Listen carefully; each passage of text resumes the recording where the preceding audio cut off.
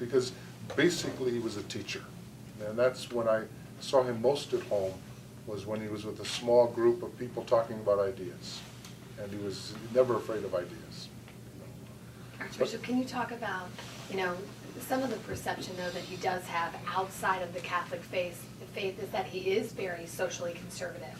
He has taken a very big stand on homosexuality, on women. So talk about where you think the church will go with those two topics, considering he was very outspoken to be conservative, a conservative messenger for the church. Yeah, I think it was, it depends on, what part of the social message you're interested in. And obviously those issues you talked about are really important here in the States. Things like, same-sex marriage. I wouldn't say about homosexuality as much as same-sex marriage was one of the to be precise, about women, the ordination of women. These are very important things, and and I think in that sense that he was a sign of contradiction, for people. There were other aspects that probably weren't heard as much, about his the relationship that he. Well, let me give you an example from the previous Pope, from Pope John Paul II. Someone called me up as he was dying, and they said, because I was working in Rome at the time, and said, "What do you think about this conservative legacy?" I said, "I wouldn't use the word conservative, I'd use the word complicated." And the reporter said, "Well, why would you say that?" I said, "Well, why? Let me ask you a question. Why is it that any statement you think the Pope makes about sex is going to be on the front page above the fold? And the constant criticism of the American invasion of Iraq has never appeared. And that was a constant theme of John Paul II. And so I don't think that was something that was terribly interesting, for a lot of people. It was interesting for me as an American and as one who knew a lot of young people who were over there, and as one who had been to Iraq. I was interested in that criticism, but it didn't receive the same sort of publicity. So I think that there are elements of the doctrine of Benedict XVI that remain signs of contradiction or of division. And there are parts of the doctrine of Jesus Christ that also have not been embraced 100%. Do you think the church will move, though, away from his social conservative stance? I mean, he was much more vocal than St. John or Pope John Paul. I mean, I'm not sure I'd agree with that. Okay. I think he was probably as vocal. If it's simply the opinion of Joseph Ratzinger, the church should move away from it. But if it's one that he anchored in the scripture and tradition that are non-negotiables for us, then I think Catholics will have a hard time. So that's what you have to judge. Is this the permanent teaching that's based in the fundamental elements of faith? Well, then we can't. We don't have the freedom to do that, even if we'd like to. If it was a decision that's something that's based on a temporal or passing condition, you can change that. Sure. When I saw the news this morning, I thought it was on Twitter. I thought it was wrong because I didn't think popes could resign. I thought you had to write it out. Right. Can you talk about that mechanism? I mean, it seems really odd. It's been, what you said, 6 centuries since this is happening. Is there a canon law and all that stuff that allows for you to do this? Yeah. Okay. Just talk about that a little bit, if you would. Yeah, in fact, I looked it up to make sure. There is if you want. Is he breaking the law, I guess? No, he's not breaking the law. It's canon number 332, number 2 of the code. And that provides, now, it's got to be a free decision. It's got to be his decision. It's got to be a decision, obviously, that he's, he didn't wake up on having a bad day and reach this. But he really, no, I don't mean to speak lightly of it. It's something that I'm sure that he thought long and hard about. And because it is unprecedented. And Yeah, there is the mechanism for it. Now, the mechanism what will happen after February 28th is the seat will be empty until a conclave will be, conclave comes from a Latin word which means with a key.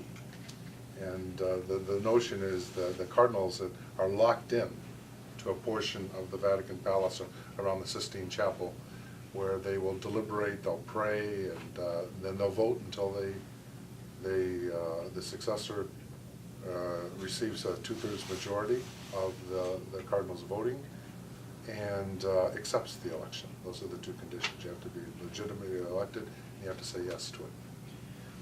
Having been in Rome and seen both men, why do you think Benedict resigned for health reasons, whereas John Paul did not? What was different about the two?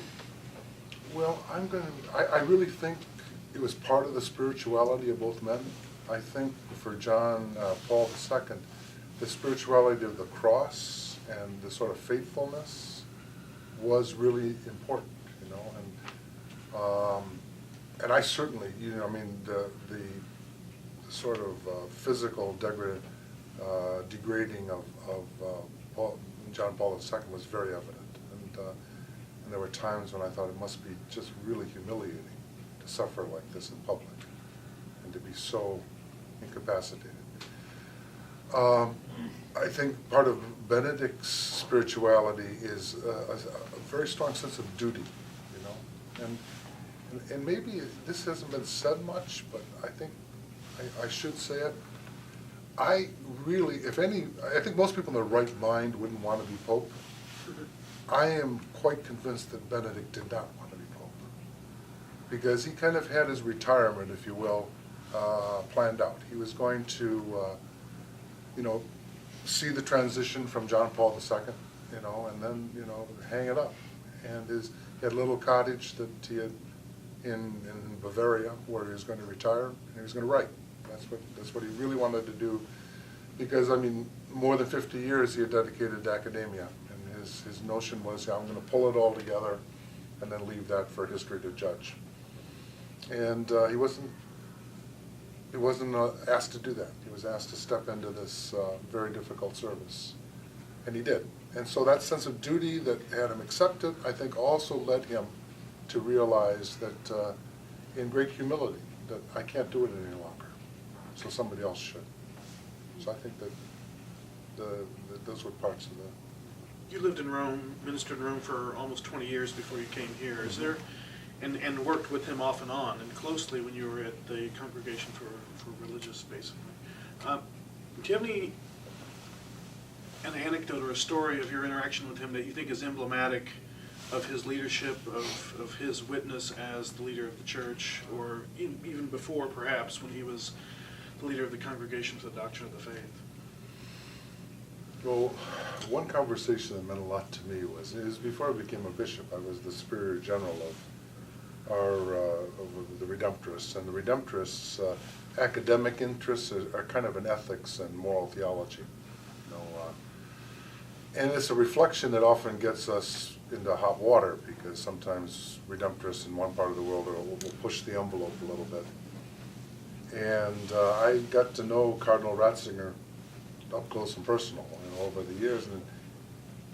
And as I was leaving Rome, when I thought I was leaving Rome the first time, in 2009, I was at Mass with the Holy Father at the time, and he said to me, he said, Pater Tobin, he said, you and I have talked about many difficult things, but we always found a solution. And to me, it was sort of I never felt disrespected by him. I'm talking, you know, if we were talking about difficult matters, and it wasn't a sort of my way or the highway. You know, he would make a strong intellectual argument for his position, and if you wanted to hang in there, you know, you better have the creds to be able to engage him on that. So another impression I had of him, very strongly from the beginning, was his simplicity. You know, when he would greet you in the Congregation for the Doctrine of the Faith, he would wear simply a black cassock with a simple cross. There was nothing ostentatious about him. I mean, sometimes you wouldn't get that impression with some of the stuff he wears as Pope, but as a servant of the church, he was very simple. And I'm sure that he's not taken a lot with him when he goes from Rome, except maybe his books and notes. Do you have any thoughts on who his successor might be, where it might come from? Short list, that's what they say, Well, I'll tell you what, you probably heard it, but there's a really interesting Italian proverb. It says, "He who enters the conclave as Pope comes out as a cardinal," which means the front runners usually don't get elected, And I mean, a perfect example of that was John Paul II, and John Paul I, actually. There were some strong favorites that weren't elected. I think maybe it was a little different in 2005. A lot of people, but not everybody, was thinking it was going to be Joseph Ratzinger. So no, I don't. I think there are some interesting possibilities. I mean, there's talk of the next Pope coming from Latin America or from Africa, and knowing some of those people that would be candidates, there are some very good men. And it would probably be, another surprise for the Catholic Church to wake up and have an African Pope, or although there have been connections to Africa from the very beginning of Christianity. So no, I don't want people, betting the farm on one of my candidates. But it will happen quickly. I mean, It'll happen quickly. Before Easter, that's the goal, correct? Well, I don't know if there's a goal, but I think the goal is, as soon as possible. They're going to need, the reflection among the cardinals is, even as we speak, is happening. And I trust they're going to make an informed and spiritual decision. Will you consult with the cardinals yourselves? Even though your duties are Will they here. consult with the bishops? No, I don't think so. I mean, they're certainly free to do that, but I suppose they've got to limit. And no, I'm not going to be calling up any cardinals.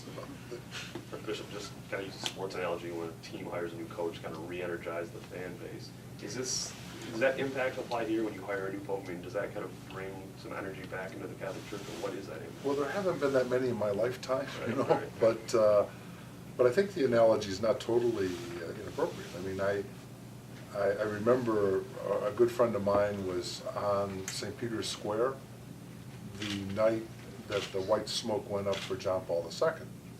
And when they announced his name, all the Italians, there were about 100,000 Italians, mostly Italians there, they said, "Chi è questo? Who's this guy?" They have no idea who he is. Well, then this kind of big basso voice speaks in perfect Italian. And it, immediately, the Italians began a love affair with a Polish Pope, And you got to remember, this is after more than 400 years of only Italian popes, so that can happen. Yeah, it can happen. What do you think are the biggest challenges the Church faces right now that will confront the new Pope?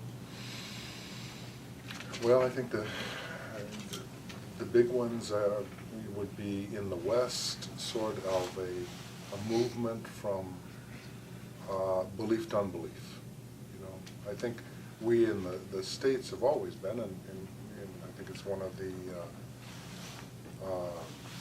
great qualities of the American life is we have a separation between church and state, and that's a good thing. But when a secular society means a society that no longer believes, that's a different question. That's a different challenge. And so I think recently the church has talked about new ways of proclaiming the gospel, because the gospel in the West often becomes like a movie that everybody's seen, and they know the end. They know the ending. You don't have to think about it again. But we're dealing with a worldwide church, with 1.2 billion or so Catholics across the world. So the issues in the East and Asia, where the Catholic Church is growing very rapidly, are what does it mean to be a Catholic when you're a minority among great world religions that have existed for 4,000 or 5,000 years? It's like the Catholics in India or China, or what does it mean? What would it mean for these Catholics in emerging economies? What's the question of justice In Africa, Africa